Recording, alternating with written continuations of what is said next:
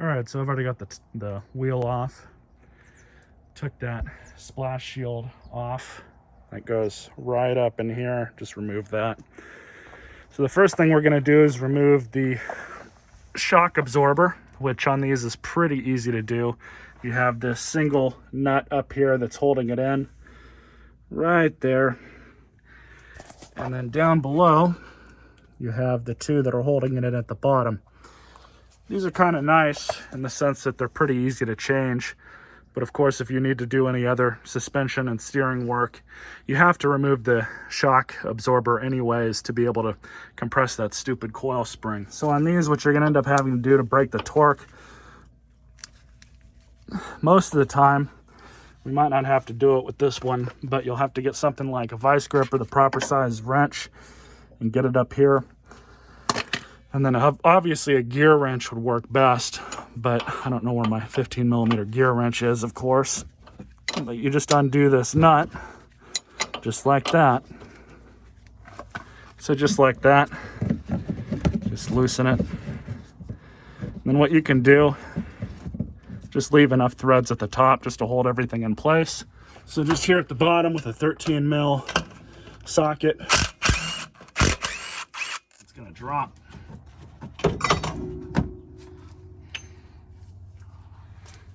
And then we finagle it around, get it out just like that. So now I have access to the inner coil spring here.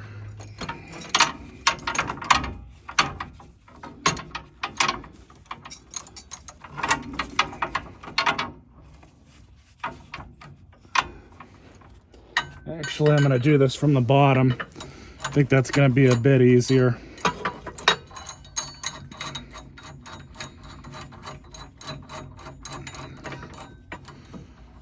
What we're going to do is just put a little bit of tension on this at first.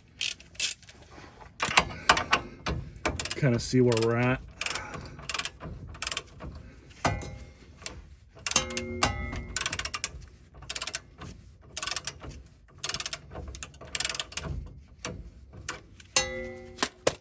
So what adding that tension does is that'll prevent the spring from further expanding. I mean, it'll expand a little bit, but not like it would if there wasn't anything on it when we go to undo all the rest of this stuff.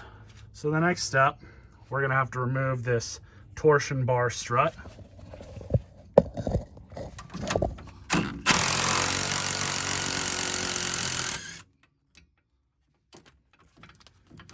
So that you can just leave there. It's not gonna go anywhere. But now what we're gonna do is secure the caliper and everything here, brake disc, because once we undo this knuckle, this is gonna want to kind of shift down. So we're gonna undo this first and then undo these two because we'll be replacing the upper control arm. So we could put the new control arm in and then we'll start with the lower control arm, which will be a little bit more difficult. So for this, I just used a bucket to support the whole unit. So now we're going to undo this bolt right here. There we go. All right, so I got that bolt out. Dicked up the threads a little bit, but they give you a new one, so I'm not really too worried about that. Anyways, so let's go ahead and undo these two up here. So those are both a 21mm. And I found that with these, it's easiest to get a wrench or some other way to hold on to the other side. In my case, I've got another 21mm socket that I'm going to use. And you just want to wince those off by hand.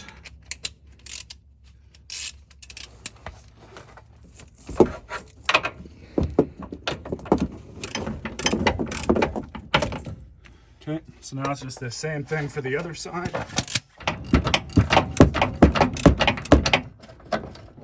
Now you have these backing plates that are in here. This goes up against the frame of this.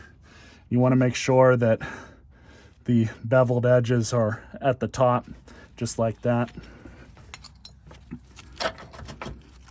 So that comes out. Now for this one, same thing, beveled edges.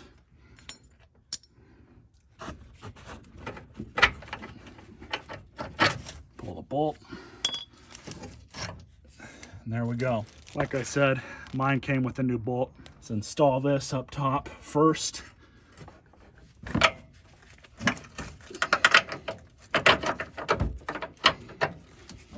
Just stick the bolts back in. Make sure everything is lined up. Like I said, this is the fun part. Stick your plates back on both sides. Remember, the nub goes against the frame. And you are going to have to move this around to get the plate to sink in correctly. That's very important.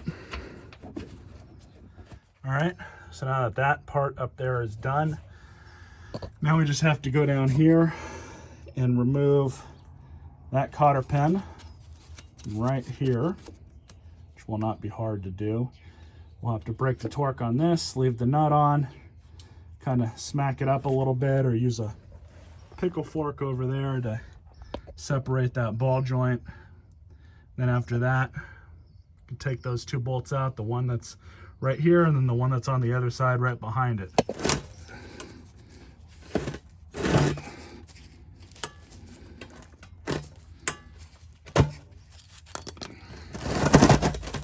All right.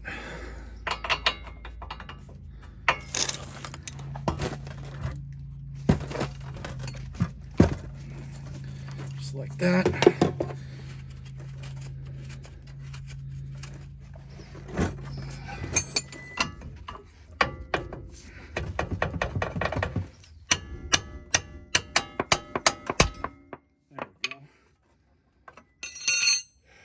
I put this upper control arm back in. I'm going to throw the bolt back in just to hold it. And to do that, I'm going to use the old bolt.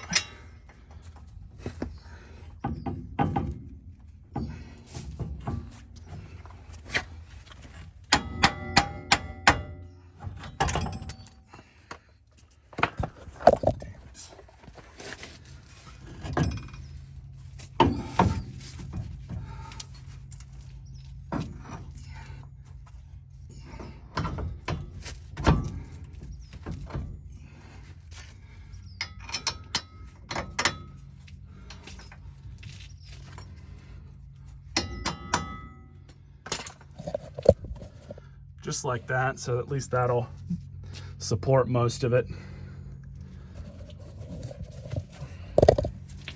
Don't want to lose this either.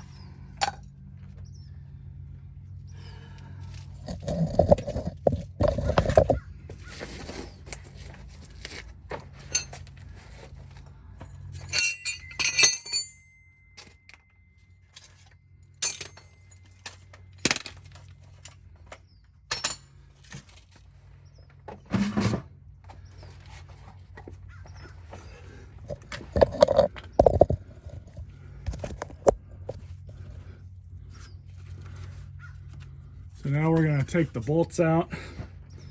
It's the exact same thing on the other side.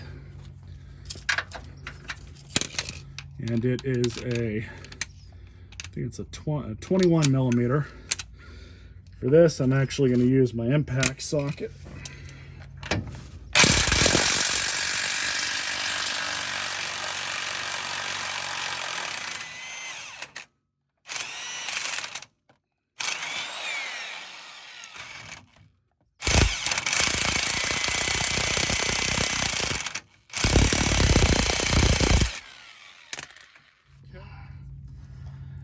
So we're probably gonna have to undo the exhaust, of course, just to get it down enough to be out of the way.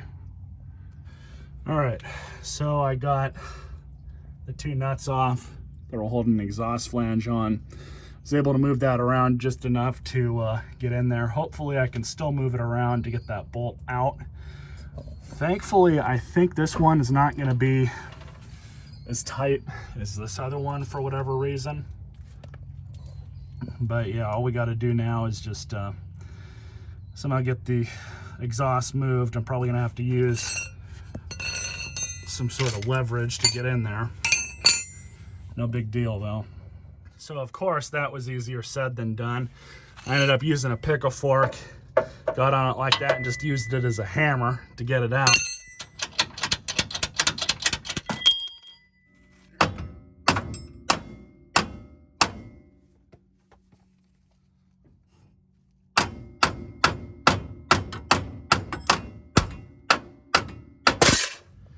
All right, so there's the old one. Here's the new one. We have to take this rubber mount piece off. I believe that's a 13 millimeters, just one nut. So we'll take that off right quick, install it on here, and then get the coil spring back on, get the mount back in it, compress this thing down really good because we're gonna need all the space we can get. It's a really tight fit in there. Well, that was a massive pain in the ass, but I got it in. Might have to tighten it up some more, but we can at least try and stick it back up in the mount spot. Try and sink those two bolts in on the outside, and then, well, try and get that into the knuckle down below. So I just got those two bolts back in, and I had to use a combination of two jacks in order to line up the two ends just to get the bolts through the holes. But I got them through. So now I'm going to reposition the silver jack under here, throw the nut back on here just as a precaution, lift this up, put it back into the knuckle, and then, well, really start putting everything back together. So same thing, move the jack up here on the front, push this side up, stuck it back in the knuckle. So I just have to find the nut, which rolled around here somewhere. I think this is it. I think this is the old one. Yeah, this is a new one. New cotter pin. So what I'm doing now is just finishing up the other side. And I managed to get everything lined up. But I have to do this by hand, unfortunately, because I can't get my impact in there. And when that's done, we'll tighten this nut up down here, throw that cotter pin through, take out the coil spring compressor, stick the new shock absorber in, and then I guess put the tire back on. I got to do the back, but that'll be a separate video.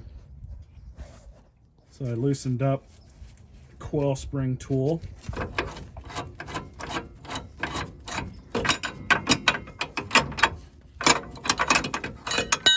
Pull this out.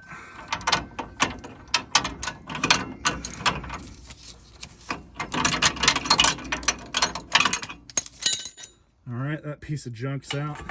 Tighten that up to just that cancellation.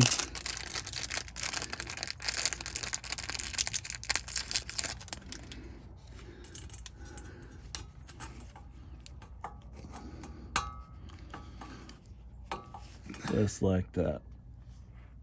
Perfect. So here's the new shock absorber. So with the new shock absorber, you're gonna get one of your plates, install, smooth surface against the plate, nub surface up, go in at an angle. I'm guiding it up at the top with my finger, but what we're doing down here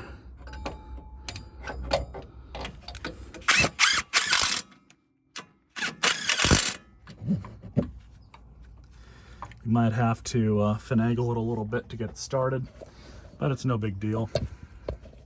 I'm gonna go ahead and start tightening that down. Got the flange back on, that's all reconnected. So now just to reinstall this piece of junk, throw those plastic pieces in, put the wheel back on, then we'll be done with the entire front end on this little truck.